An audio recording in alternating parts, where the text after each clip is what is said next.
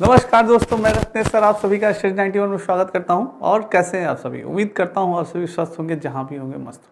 दोस्तों, कल हमने किशोरावस्था के बारे में पढ़ा था। आज हम डिस्कस करेंगे कि किशोरावस्था से कैसे क्वेश्चन आते हैं आपके एग्जाम में, चाहे वो सीटेट का एग्जाम हो या यूपी टेट का एग्जाम हो या सुपर टेट का एग्जाम हो। तो दोस्तों, बहुत ही इंपॉर्टेंट सेशन है आज का, बहुत इंपॉर्टेंट, इसलिए एक बार वीडियो को ज़्यादा शेयर करिएगा और लाइक करिएगा। सारे बच्चे बने रहिएगा, बहुत इंपॉर्टेंट है। आइए जानते हैं दोस्तों, अगर ये सेशन आपने पढ़ लिया तो किशोरावस्था से संबंधित कोई भी क्वेश्चन, कोई भी डाउट आपका नहीं रह जाएगा। दोस्तों, ये आपके वीडियो का महाविद्यालय और इंडियन पॉलिटी फाउंडेशन का नया कोर्स स्टार्ट हो चुका है। चलिए दोस्तों, पहला हमारा क्वेश्चन है, हाल का सिद्धांत निम्न में से किसकी व्याख्या करता है? ये आपके यूपी टेट प्राइमरी 2016 में पूछा गया क्वेश्चन है दोस्तों, कि बुद्धि की प्रकृति का अधिगम में अभिप्रेरणा की भूमिका का, मूल्यों का विकास या किशोरों का मनोविज्ञान। दोस्तों देखिए किस प्रकार से क्वेश्चन पूछा। स्टैनली हॉल का नाम आप सभी ने सुना होगा दोस्तों। तो वो पूछ रहे हैं कि हाल का सिद्धांत निम्न में से किसकी व्याख्या करता है, जल्दी से बताइए। तो दोस्तों, आप जानते हैं हाल महोदय ने सर्वप्रथम एक बात कही थी, एक कंटेंट कही थी। उन्होंने किशोरावस्था को बड़े संघर्ष, तनाव, तूफान की अवस्था बनाई। क्या बताइए? संघर्ष, तनाव और तूफान की अवस्था बताई दोस्तों। क्या बताई?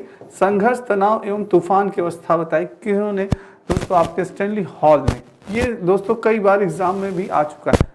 और किससे? स्टैनली हॉल ने दोस्तों किशोर पे काफ़ी अध्ययन किया। इन्होंने उनके बारे में अध्ययन किया, उन्होंने उनके बारे में बताया किस प्रकार से किशोर सोचते हैं, किस प्रकार से चिंतन करते हैं, क्या होता है इस अवस्था में, इनके बारे में इन्होंने बताया था दोस्तों। तो ये किशोरों का मनोविज्ञान दोस्तों, D is the right answer होगा आपका, बिल्कुल सही है। नेक्स्ट है दोस्तों, किशोर का अनुभव कर सकते हैं, किशोर का अनुभव कर सकते हैं जीवन के बारे में परितृप्ति के भाव से, दुष्चिता और स्वयं से सरोकार होकर, बचपन में किए गए अपराधों के प्रति डर के भाव से, आत्मसिद्धि के भाव से। बहुत अच्छा क्वेश्चन है, वेरी इंपॉर्टेंट क्वेश्चन है दोस्तों। ये आपके सीटेट प्राइमरी नवंबर 2012 में पूछा गया क्वेश्चन है दोस्तों। किसी का गलत नहीं होना चाहिए, देखते हैं कौन सा बच्चा सही बताता है दोस्तों। क्या होगा? किशोरों का अनुभव दोस्तों, यानी कि हम किशोरों का अनुभव किस प्रकार से कर सकते हैं, इस अवस्था में हम कैसे उनसे, यानी कि उनका अनुभव कर सकते हैं, वो किस प्रकार से सोचते हैं, किस प्रकार से चिंतन करते हैं। तो कैसे करेंगे दोस्तों, जल्दी से बताएं, सभी बच्चे देने का प्रयास करें इस उत्तर का। तो जीवन के बारे में प्रतिप्त के भाव नहीं दोस्तों, बचपन में किए गए अपराधों के प्रति डर के भाव नहीं, ये भी नहीं होगा। आत्मसिद्धि का भाव नहीं दोस्तों, ये भी नहीं होगा दोस्तों। दुष्चिता और स्वयं से सरोकार होके, दुष्चिता और स्वयं से सरोकार होके ही दोस्तों ये हम कर सकते हैं। दुष्चिता और स्वयं से सरोकार होकर ही, यानी बालक स्वयं से दोस्तों, आप उससे क्या होंगे, जब तक घुलेंगे मिलेंगे उससे, जो उसके बारे में जानेंगे दोस्तों स्वयं से, तभी आप उसका मूल्यांकन कर सकेंगे। किशोरावस्था में बालक किस प्रकार से सोचता है, किस प्रकार से वो क्रिया करता है, सारी चीज़ों के बारे में आप जान पाएंगे दोस्तों। ठीक, तो इसका B is the right answer होगा दोस्तों। सीटेट में आपके पूछा गया क्वेश्चन है ये, ठीक है। चलिए दोस्तों, नेक्स्ट, किशोरावस्था में संवेगों की तीव्रता किस प्रकार प्रकट होती है? बहुत अच्छा क्वेश्चन है, यूपी टेट में आपके पूछा गया क्वेश्चन फरवरी 2014 में, वेरी इंपॉर्टेंट कर लीजिएगा। क्वेश्चन है कि प्रतिकूल पारिवारिक संबंध से व्यवसाय की समस्या, नई परिस्थितियों के साथ समायोजन या उपयुक्त सभी। संवेगों की तीव्रता किस प्रकार उसकी प्रकट होती है दोस्तों? जल्दी से आंसर दें, गलत नहीं होना चाहिए।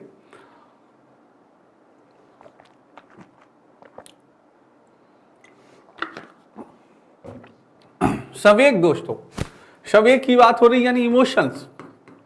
क्या है?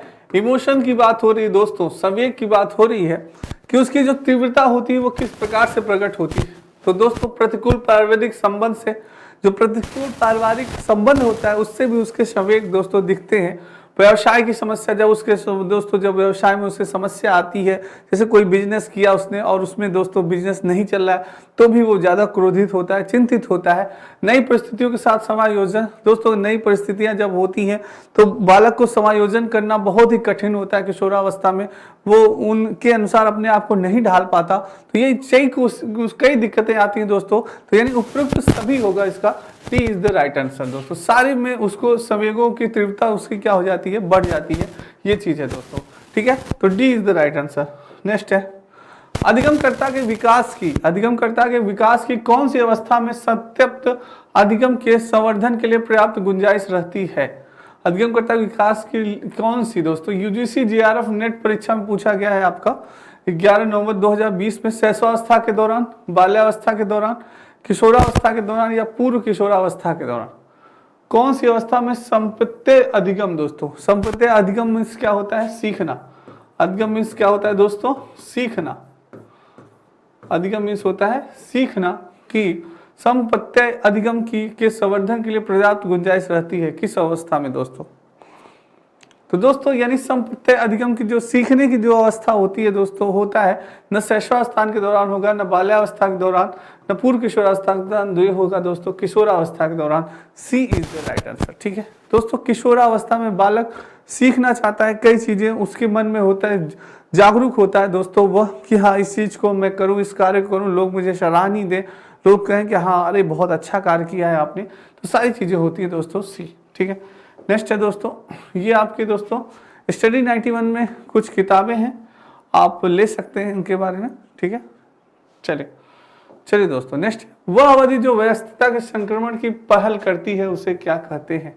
वयस्कता के संक्रमण की पहल करती है, पूर्व क्रियात्मक अवधि, बाल्यावस्था की समाप्ति, किशोरावस्था या मध्य बाल्यावस्था। यानी कि वह अवधि पूछ रहा है दोस्तों जो वयस्कता के संक्रमण की पहल करती है, वयस्क हो जाता है, जब बालक क्या होता है? वयस्क हो जाता है, नौजवान हो जाता है, तो वो कौन सी होती है दोस्तों?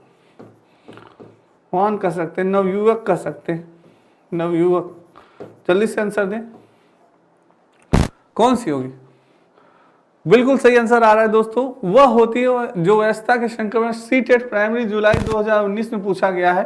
पूर्व क्रियात्मक अवधि नहीं होगी दोस्तों, बाल्यावस्था की समाप्ति नहीं होगी दोस्तों, और किशोरावस्था। बाल्यावस्था की समाप्ति के बाद दोस्तों आपका कौन सी अवस्था आती है? किशोरावस्था। कौन सी अवस्था आती है? किशोरावस्था। और बाल्यावस्था से पहले कौन सी अवस्था आती है? वो आती है आपकी शैशवावस्था। कौन सी अवस्था आती है? आपकी शैशवावस्था आती है दोस्तों। तो शैशवावस्था की समाप्ति के बाद बाल्यावस्था, बाल्यावस्था की समाप्ति के बाद किशोरावस्था, और किशोरावस्था की समाप्ति के बाद प्रौढ़ावस्था प्रारंभ हो जाती है दोस्तों। ठीक है, तो ये आपका सी इज राइट आंसर। जिन बच्चों ने दिया बिल्कुल सही आंसर दिया। विद्रोह की भावना, बहुत अच्छा क्वेश्चन है। विद्रोह की भावना की प्रवृत्ति निम्न से किस अवस्था से संबंधित है? ये क्वेश्चन कई बार पूछा गया है एग्जाम में। यूपी टेट प्राइमरी 2017 में पूछा गया है। जल्दी से सारे बच्चे आंसर देने का प्रयास करें दोस्तों, सारे बच्चे आंसर देने का प्रयास करें। बहुत ही अच्छा क्वेश्चन है, सारे बच्चे आंसर देने का प्रयास करें।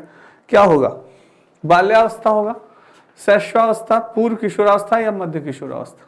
विद्रोह की भावना दोस्तों, तो आप सभी जानते हैं, बहुत अच्छा आंसर आ रहा है, सारे बच्चे बहुत अच्छा आंसर दे रहे हैं।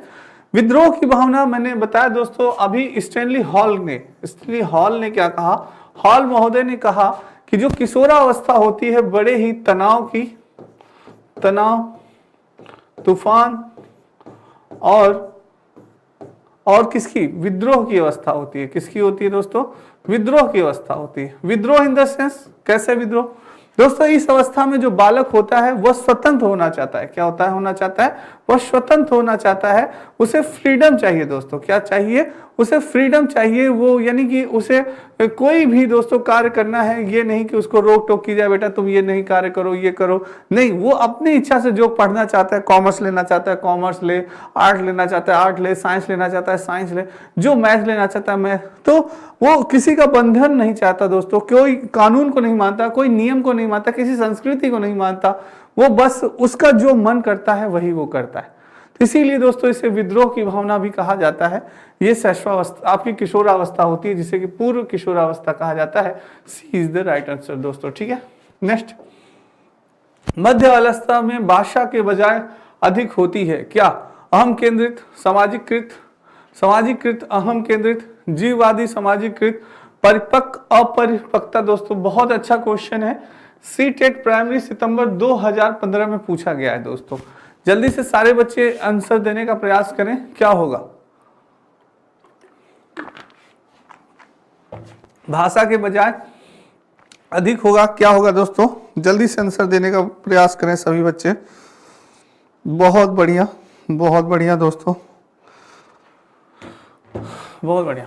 बिल्कुल। तो पूछ रहा है दोस्तों जो मध्य बाल्यावस्था मैंने आपको बताया दोस्तों विकास की कितनी अवस्था होती है। विकास की आपकी 4 अवस्था होती है। पहली आपकी होती है शैशवावस्था। पहली कौन सी होती है?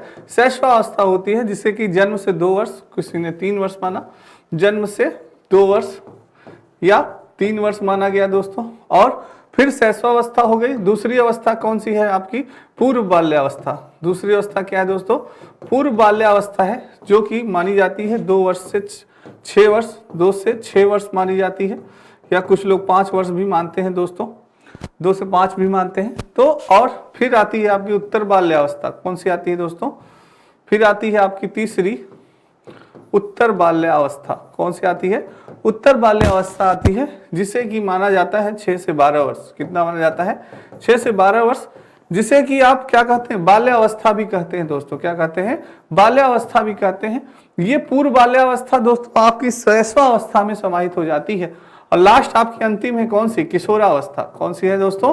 किशोरावस्था है, जिसे कि माना जाता है 12 से 18 वर्ष, या कुछ लोग मानते हैं दोस्तों 13 से 18 वर्ष। ठीक है, तो ये चीज है, ये आपकी 4 अवस्थाएं होती हैं, जिसमें दोस्तों कह रहा है कि मध्य बाल्यावस्था में भाषा जो होती है दोस्तों पहले क्या होती है? सामाजिकृत होती है, फिर अहम केंद्रित होती है। क्या होती है? पहले सामाजिकृत होती है। जो भाषा बालक सीखता है पहले क्या होती है? सामाजिकृत होती है दोस्तों। उसके बाद क्या होती है? अहम केंद्रित। उसके बाद आपका अहम केंद्रित होती है। तो बी ऑप्शन जिन बच्चों ने बताया है, बिल्कुल बढ़िया ऑप्शन बताया, बहुत अच्छा। सीटेट में पूछा गया क्वेश्चन था। नेक्स्ट है दोस्तों, निम्नलिखित में से किस अवस्था में बच्चे अपने समवयस्क समूह के सक्रिय सदस्य होते हैं? एक्टिव सदस्य होते हैं दोस्तों। बहुत अच्छा क्वेश्चन है, आ सकता है, रिपीट कर किया जा सकता है। CTET primary 2011। दोस्तों ये मैं आपको जो प्रीवियस ईयर क्वेश्चन इसलिए कराता हूं क्योंकि आप सभी जानते हैं, चाहे सीटेट हो या यूपी टेट हो दोस्तों, किस प्रकार से पहले तो आपको आइडिया हो जाता है कि किस प्रकार से क्वेश्चन बन रहे हैं, किस प्रकार से क्वेश्चन पूछे जा रहे हैं। दूसरा दोस्तों आपको ये आइडिया हो जाएगा कि दोस्तों आप जानते हैं कि क्वेश्चन रिपीट होते हैं हमेशा। सीटेट है, यूपी टेट है, उसमें क्वेश्चंस हमेशा जो कि पूछे गए हैं 1-2 क्वेश्चन रिपीट हो जाते हैं दोस्तों। तो शायद हो सकता है कि ये क्वेश्चन आपके एग्जाम में आ जाए। तो दोस्तों हमारा 1-2 नंबर से मेरिट से आउट होते हैं और 1-2 नंबर से मेरिट में इन होते हैं। तो यही चीज है दोस्तों, एक एक क्वेश्चन हमारे लिए बहुत इंपॉर्टेंट है, तो ध्यान रखिएगा। आइए, सक्रिय सदस्य हो जाता है किशोरावस्था में, प्रौढ़ावस्था में, पूर्व बाल्यावस्था में या बाल्यावस्था में। दोस्तों क्या होगा कि वह किस अवस्था में बच्चे अपने समवयस्क समूह के सक्रिय सदस्य हो जाते हैं। बहुत अच्छा क्वेश्चन है, मेरे सारे बच्चे जल्दी से आंसर दें, किसी भी बच्चे का गलत नहीं होना चाहिए दोस्तों। बहुत बढ़िया, बहुत बढ़िया दोस्तों, बहुत बढ़िया। दोस्तों बता रहा है सक्रिय सदस्य हो जाते हैं। क्या होता है? हम समूह के सक्रिय सदस्य हो जाते हैं। दोस्तों आप जानते हैं कि जब आप थोड़े से बड़े हो जाते हैं दोस्तों, जब आप किशोरावस्था में हो जाते हैं, किसमें? किशोरावस्था में आ जाते हैं, तो अच्छी खासी आपकी फ्रेंड सर्किल हो जाती है, दोस्त आपके बन जाते हैं अच्छे। तो आप ये सोचते हैं कि कोई भी कहीं भी जाना हो, कहीं भी कोई भी कार्य करना हो, तो उसमें मैं मेन हूँ, मेन लीडर हूँ, मैन मॉनिटर हूँ। तो वो दोस्तों भावना होती है, तो वो भावना आती है हमारी किशोरावस्था में। किसमें? किशोरावस्था में। कि जो करूं मैं ही करूं, एक्टिव रहूं, कि ये हुआ हर जगह यार, बिना उसके काम नहीं होगा यार, राजेश भाई के काम तो होगा ही नहीं, राजेश ही भाई इस काम को कर सकता है। तो सब दोस्त तारीफ करें, अरे यार आप न होते तो ऐसा काम, ये काम ही नहीं हो पाता। तो ये चीजें आती हैं दोस्तों। आप बहुत एक्टिव हो, आप बहुत ही कार्य करते हो। ऐसे कुछ बालक भी होते हैं दोस्तों जिनके बिना कार्य कुछ संभव नहीं हो पाता। तो वो चीज है दोस्तों, तो वो आपके किशोरावस्था में होता है, सक्रिय सदस्य हो जाते हैं। नेक्स्ट, ये दोस्तों आपका यूपी टेट और हिंदी इंडिविजुअल का नया बैच प्रारंभ, ये आपका बैच। चलिए दोस्तों, यूपी टेट की पुस्तक है, सॉरी दोस्तों, ये हिंदी इंडिविजुअल का। 14 वर्षीय देविका अपने आप में पृथक स्वनियत व्यक्ति की भावना को विकसित करने का प्रयास कर रही है। वह विकसित कर रही है, क्या विकसित कर रही है दोस्तों? 14 वर्षीय देविका है, इससे आप अनुमान लगा सकते हैं वो किस अवस्था में है, किशोरावस्था में है कि बाल्यावस्था में है कि शैशवावस्था में है। और वह विकसित कर रही है। सीटेट प्राइमरी फरवरी 2014 में पूछा गया है। नियमों के प्रति घृणा, स्वायत्तता, किशोरावस्था या खड़पन या परिपक्वता। दोस्तों क्या हो रहा है, जल्दी से बताएं, बहुत अच्छा क्वेश्चन है दोस्तों। 14 वर्षीय देविका अपने आप में पृथक स्वनियंत्रित व्यक्ति की भावना को विकसित करने का प्रयास कर रही है। वो विकसित कर दोस्तों क्या कर रही है, वह अपने आप में पृथक स्वनियंत्रित व्यक्ति की भावना को विकास कर रही है, स्व विकसित कर रही है। तो वो स्वायत्तता यानी स्वयं दोस्तों यत्ता कर रही है, स्वयं प्रयास कर रही है कि मैं वो करूं। तो ये इसका B is the right answer दोस्तों, ठीक है। व्यक्ति की भावना बी इज द राइट। प्रति घृणा ये नहीं होगा कि किशोरावस्था, खड़पन नहीं, परिपक्वता नहीं, स्वायत्तता दोस्तों, अपने आप में पृथक स्वनियंत्रित व्यक्ति की भावना का विकास। क्या मैं करूं, मैं क्या करूं, मैं कैसे पढ़ूं, मैं क्या बनूं, तो ये चीज है दोस्तों, ये स्वायत्तता यानी स्वयं अपने व्यक्तित्व का विकास करना, ये होगा B is the right answer. Next है दोस्तों, किशोर का अनुभव कर सकते हैं, किशोर का अनुभव कर सकते हैं जीवन के बारे में परितृप्ति के भाव, दूषित और स्वयं से सरोकार, बचपन में किए गए अपराधों के प्रति डर के भाव, आत्मसिद्धि के भाव। दोस्तों सीटेट प्राइमरी नवंबर 2012 में है क्वेश्चन, किशोरों का अनुभव हम कैसे कर सकते हैं, ये क्वेश्चन अभी रिपीट हो गया, दुष्टता और स्वयं के सरोकार से होगा, B is the right answer, ठीक है। नेक्स्ट है दोस्तों, विकास की किस अवस्था को कोल तथा ब्रूस ने संवेगात्मक विकास का अनोखा काल कहा। बहुत अच्छा क्वेश्चन है, कई बार एग्जाम में पूछा गया है, तो दोस्तों रिपीट हो सकता है। देखिए यूपी टेट प्राइमरी 2019 में पूछा गया है, आपके यूपी टेट प्राइमरी 2019 में पूछा गया क्वेश्चन है। तो बाल्यावस्था कहते हैं, शैशवावस्था, किशोरावस्था या प्रौढ़ावस्था। कॉल तथा ब्रूस ने क्या कहा, संवेगात्मक विकास का अनोखा काल। और एक राष्ट्र महोदय थे दोस्तों, राष्ट्र महोदय थे, उन्होंने भी एक कंटेंट कहा, एक बात कही है, जल्दी से बताइए क्या होगा। बिल्कुल सही, बहुत ही अच्छा आंसर आ रहा है। तो देखो अनोखा काल हमारा कौन सा है, बाल्यावस्था है। कौन सा है, बाल्यावस्था है दोस्तों। और राज महोदय ने बाल्यावस्था को मिथ्या परिपक्वता का काल भी कहा। क्या कहा, मिथ्या परिपक्वता का काल, मिथ्या परिपक्वता का काल। ये किसने कहा था, ये रास ने कहा था दोस्तों। मिथ्या परिपक्वता का काल होता है, बालक इसमें परिपक्व नहीं होता यानी मेच्योर नहीं होता दोस्तों, तो ये होती है बालक। इसमें अनोखा काल होता है दोस्तों, गैंग एज कर सकते हैं आप, डर्टी एज कर सकते हैं, तो ये होती है आपकी बाल्यावस्था दोस्तों, A is the right answer. Next चलते हैं दोस्तों, बालक के व्यक्तित्व की नींव किस अवस्था में पड़ती है। व्यक्तित्व की नींव बात हो रही दोस्तों, पर्सनैलिटी की बात हो रही है कि उसके व्यक्तित्व की नींव किस अवस्था में पड़ती है। शैशवावस्था, गर्भकालीन अवस्था, बचपना अवस्था या इनमें से कोई नहीं। देखिए बिहार टेट में आपके पूछा गया प्राइमरी 2013 का क्वेश्चन है दोस्तों, बहुत ही अच्छा है कि व्यक्तित्व की नींव कब पड़ती है बालक के व्यक्तित्व की नींव, पर्सनालिटी की नींव कब पड़ती है दोस्तों आप जानते हैं, सारे बच्चे आंसर देने का प्रयास करें कि हमारी 4 अवस्था होती है। कौन सी होती है, पहली होती है इन्फेंसी स्टेज, दूसरी होती है अर्ली चाइल्डहुड, फिर दोस्तों होती है आपकी उत्तर बाल्यावस्था, फिर होती है चौथी होती है आपकी किशोरावस्था। ये 4 अवस्थाएं होती हैं हमारी, आप सभी जानते हैं। शैशवावस्था में बालक के शरीर का विकास, मानसिक विकास, सारी चीजों का विकास होता है दोस्तों। किसमें, शैशवावस्था में यानी कि इन्फेंसी स्टेज में। गर्भकालीन अवस्था में भी बालक का यानी कि शरीर विकास होता है दोस्तों, प्रारंभ में प्रथम उसका शारीरिक विकास ही होता है। पर दोस्तों ये जो बचपना अवस्था है ना, यानी कि अर्ली चाइल्डहुड जिसे कहते हैं दोस्तों, इसमें आपके व्यक्तित्व की नींव पड़ती है। क्या होती है, आपकी पर्सनालिटी यानी कि व्यक्तित्व की नींव जो पड़ती है दोस्तों, वो इसी में पड़ती है, बाल्यावस्था में। बाल्यावस्था में ही बालक चीजों का अनुकरण करने लगता है अपने ज्ञानेंद्रियों के माध्यम से, अपने सेंसेस के माध्यम से, और वो सीखने लगता है क्या सही है क्या गलत है। तो दोस्तों इस समय बालक के ऊपर पर्यावरण यानी इन्वायरमेंट का भी बहुत असर पड़ता है। जॉन थॉमसन ने कहा था दोस्तों, वाटसन ने कहा कि मुझे अगर बाल्यावस्था से संबंधित कुछ बालक दे दिया जाए तो मैं उन्हें जो चाहूं तो वो बना दूं, इन्वायरमेंट के आधार पर। मैं चाहूं तो डॉक्टर बना दूं, चाहूं तो वकील बना दूं, और चाहूं तो चोर भी बना दूं दोस्तों, ये वाटसन ने कहा था दोस्तों। तो ये चीज थी दोस्तों, यानी कि वो किस आधार पर, कि वो जानता था कि इस बाल्यावस्था के समय ही बालक को जिस प्रकार से मैं ढालना चाहूंगा उस प्रकार से बालक ढल जाएगा। जैसे दोस्तों एक मूर्तिकार होता है, जो एक कुम्हार होता है, कि घड़े को वो जिस प्रकार से बनाना चाहता है वो बना सकता है, टेढ़ा मेढ़ा, पतला, छोटा, बड़ा, चाहे जैसे बना सकता है। उसी प्रकार से वाटसन ने कहा मैं जो चाहूं वो बना सकता हूं, बाल्यावस्था के उम्र का बालक मुझे बस मिल जाए, मैं उसे जो चाहूं वो बना दूं, वकील बना दूं, डॉक्टर बना दूं, और यहां तक मैं चाहूं तो उसे चोर भी बना सकता हूं। ये वाटसन का दावा था। जो जेबी वाटसन आपने सुना होगा नाम, ये उन्होंने कहा था। नेक्स्ट है दोस्तों, ये यूपीएससी पेट एग्जाम का आपका नया बैच पर। चलिए दोस्तों, शैशवावस्था की मुख्य विशेषता क्या नहीं है, पूछ रहा है क्वेश्चन कि शैशवावस्था की मुख्य विशेषता क्या नहीं है। सीजी टेट दोस्तों पूछा गया है आपका। सीखने की प्रक्रिया में तीव्रता, जिज्ञासा की प्रवृत्ति, अनुकरण द्वारा सीखने की प्रवृत्ति, चिंतन प्रक्रिया। शैशवावस्था की मुख्य विशेषता क्या नहीं है, कुछ तो नहीं है पूछ रहा है, जल्दी से आंसर दें।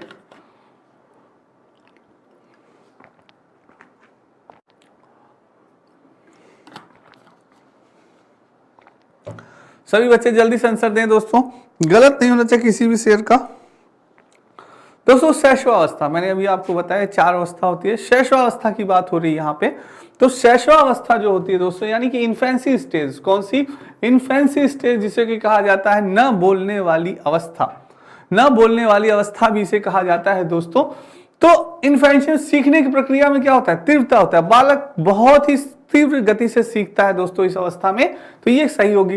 जिज्ञासा की प्रवृत्ति होगी, जानना चाहेगा, अरे यार ये बोतल है, किस प्रकार ये बोतल बनता है, पापा इसमें पानी इतना ही भरा जाता है तो क्यों भरा जाता है, तो वो प्रश्न पूछता है दोस्तों, हर चीज के बारे में जानना चाहता है, तो जिज्ञासा की प्रवृत्ति होगी। अनुकरण द्वारा सीखने की प्रवृत्ति, नकल, अनुकरण इन द सेंस दोस्तों नकल, यानी कि कॉपी करता है दोस्तों, जिस प्रकार से आप करेंगे उस प्रकार से वो भी आपकी क्या करेगा? कॉपी करेंगे, आप ऐसे ऐसे करेंगे वो भी ऐसे ऐसे करेगा, तो वो क्या करता है? अनुकरण द्वारा सीखता है दोस्तों बालक शैशवावस्था में, ये चीज होती है, क्योंकि वो दूसरों पर डिपेंड होता है दोस्तों इस अवस्था में।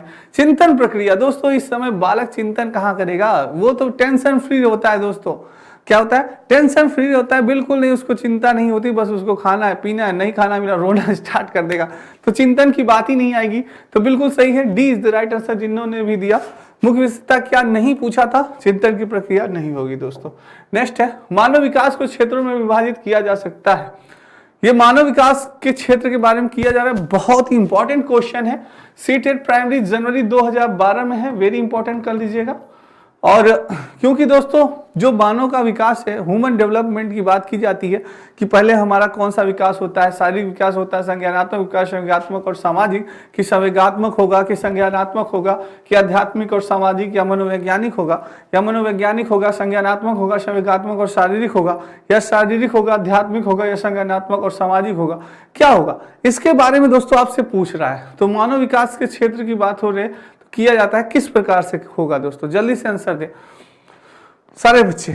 अगर आप पढ़े हैं दोस्तों, आप जानते हैं कि ह्यूमन डेवलपमेंट किस प्रकार से होता है, तो आप जरूर आंसर देंगे दोस्तों। आप सभी को मैंने बताया है कि सर्वप्रथम जो ह्यूमन बॉडी या मनुष्य है उसका क्या विकास होता है? सर्वप्रथम उसकी बॉडी का विकास होता है। किसका विकास होता है?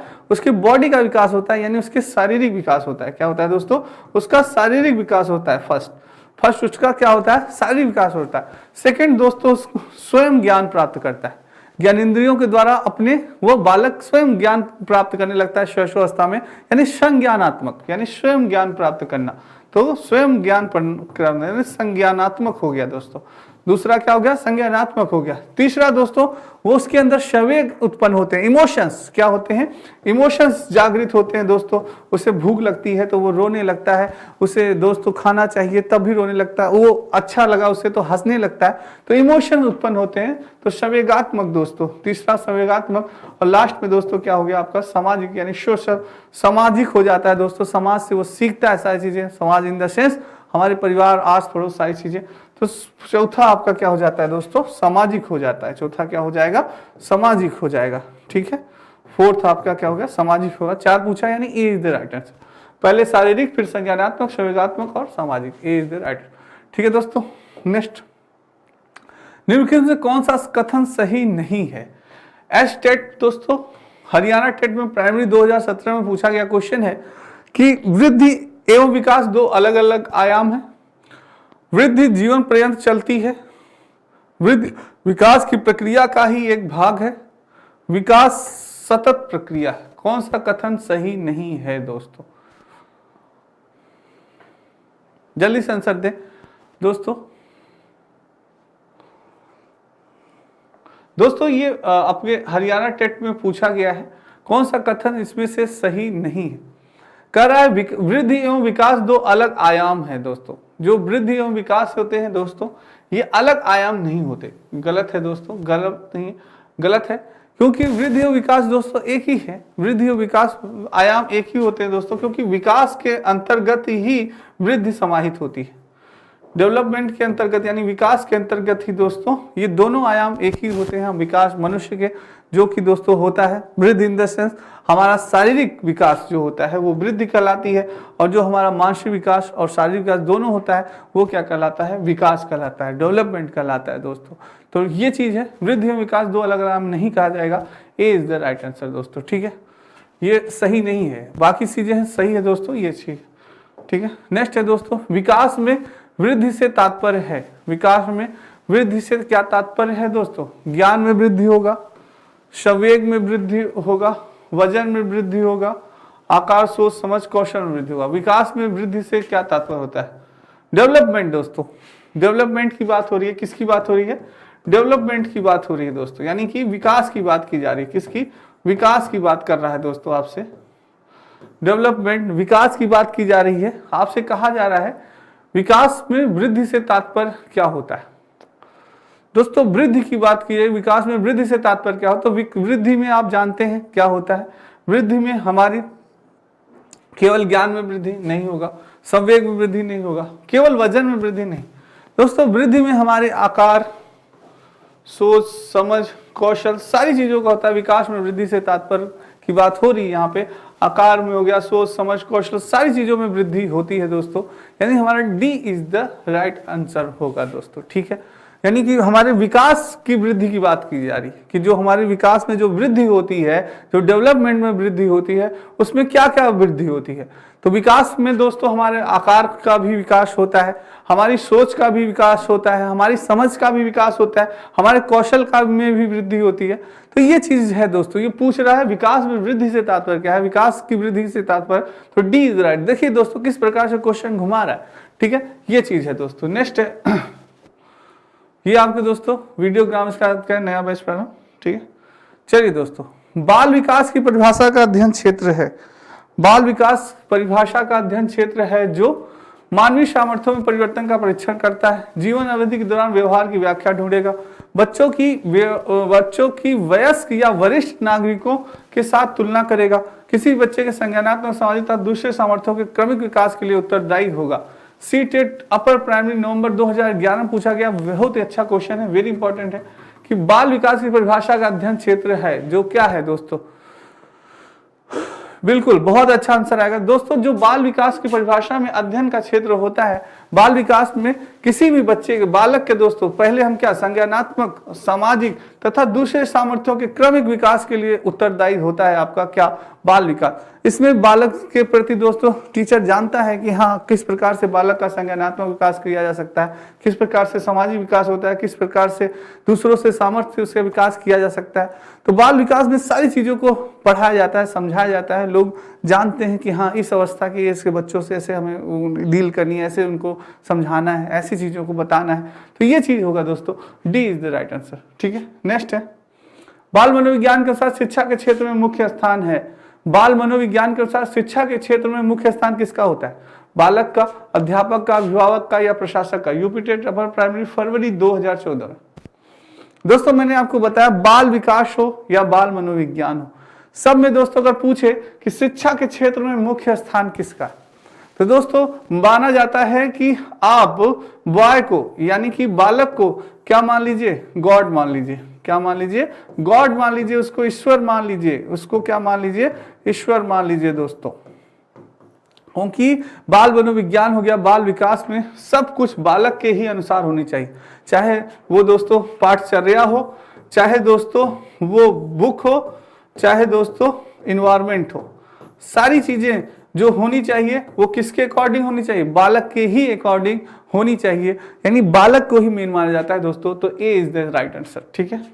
नेक्स्ट है दोस्तों, ये आपके UG NET paper complete course. Next है विकास कभी न समाप्त होने वाली प्रक्रिया है, यह कथन विकास के किस सिद्धांत से संबंधित है, एकीकरण का सिद्धांत, अंतःक्रिया का सिद्धांत, अंतर संबंध का सिद्धांत या निरंतर। दोस्तों विकास यानी डेवलपमेंट की बात हो रही है, जल्दी से आंसर देने का प्रयास करें सभी बच्चे। विकास मैंने आपको बताया कि किसी ने कहा है विकास वार्म टू टॉम दोस्तों, यानी कि गर्भ से लेकर कब्र तक, गर्भ से लेकर कब्र तक चलता है हमारा क्या, विकास। यह जीवन पर्यंत चलने वाली विकास, जीवन पर्यंत चलने वाली प्रक्रिया है दोस्तों। हम जानते हैं कि हाँ, हमें कुछ ना कुछ हम सीखते रहते हैं, कुछ ना कुछ दोस्तों सीखने की प्रक्रिया कभी तीव्र कभी धीमी, कभी तीव्र कभी धीमी होती रहती।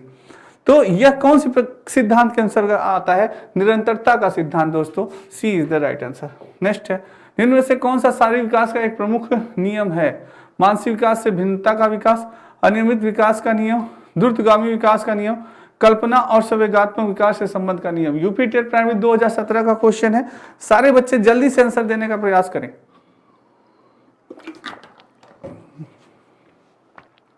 कौन सा शारीरिक विकास का एक नियम है दोस्तों, जल्दी से आंसर दें। बिल्कुल दोस्तों, शारीरिक विकास का एक प्रमुख नियम कौन सा है आपका दोस्तों, मानसिक विकास से भिन्नता का विकास का नियम नहीं होगा, द्रुतगामी विकास का नियम। सी इज द राइट आंसर। बिल्कुल सही आंसर सभी बच्चों ने दिया। तो दोस्तों ये आपके स्टडी 90 ई बुक हैंड राइटिंग है, पीडीएफ नोट्स है। तो दोस्तों आज की क्लास आपको कैसी लगी कमेंट बॉक्स में कमेंट जरूर करिएगा, लाइक जरूर करिएगा और शेयर करिएगा। बहुत इंपॉर्टेंट क्लास है दोस्तों। कल फिर मिलेंगे बहुत इंपॉर्टेंट टॉपिक क्लास के साथ। तब तक दोस्तों राधे राधे, जय श्री कृष्ण और जय हिंद दोस्तों।